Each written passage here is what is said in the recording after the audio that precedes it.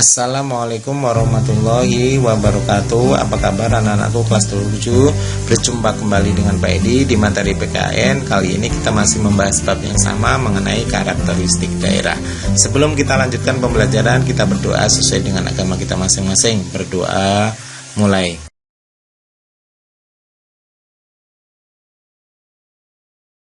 Selesai. Baik anak-anak, kita lanjutkan. Yang pertama adalah mengenai perjuangan mendirikan NKRI. Para pendahulu kita, para pahlawan kita telah membuktikan tentang pentingnya keutuhan NKRI. Dari awal mereka telah membuktikan tentang pentingnya keutuhan wilayah NKRI. Dibuktikan dengan apa? Yaitu dengan adanya semboyan negara kita Bhinneka Tunggal Ika. Berbeda-beda tetapi tetap satu juga, yaitu bangsa Indonesia yang satu, bangsa Indonesia yang tidak terpecah belah, bangsa Indonesia walaupun berbeda-beda suku tapi tetap yaitu bangsa Indonesia. Keutuhan negara kita, bersatunya rakyat Indonesia dari Sabang sampai Merauke telah menunjukkan bahwa negara kita akan menjadi negara yang kuat.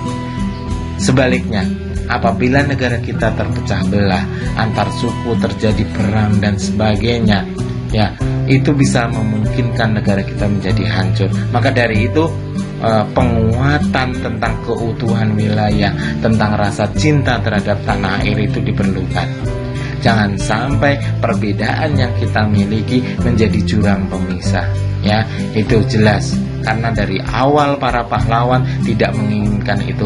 Para pahlawan hanya menginginkan bangsa kita walaupun berbeda-beda tetapi tetap satu, yaitu negara Indonesia.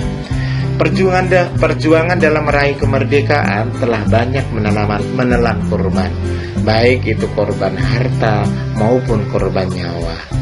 Ya, tidak cuma-cuma.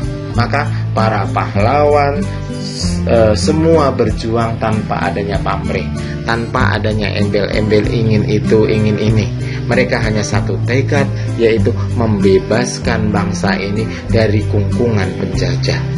Ya, karena apa? Mereka sudah merasakan betapa pahitnya hidup di dalam penjajahan.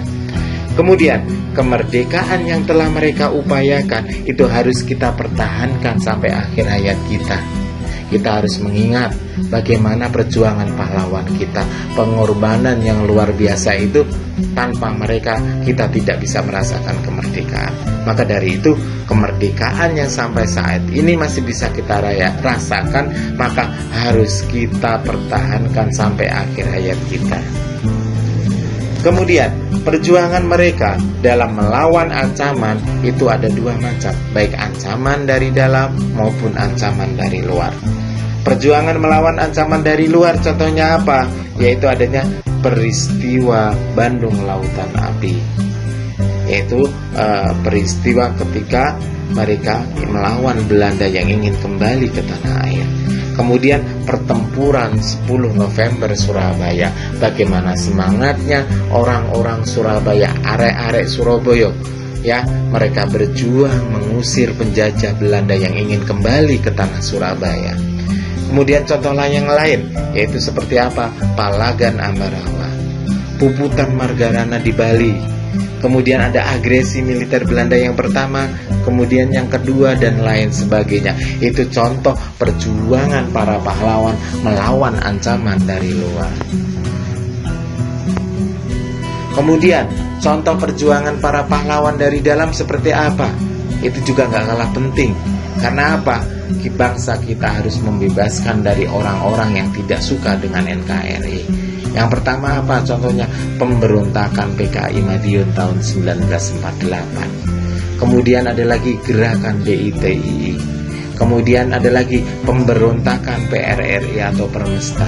Kemudian yang terakhir yaitu pemberontakan gerakan G30 SPKI, gerakan 30 September PKI yang kedua tahun 1965.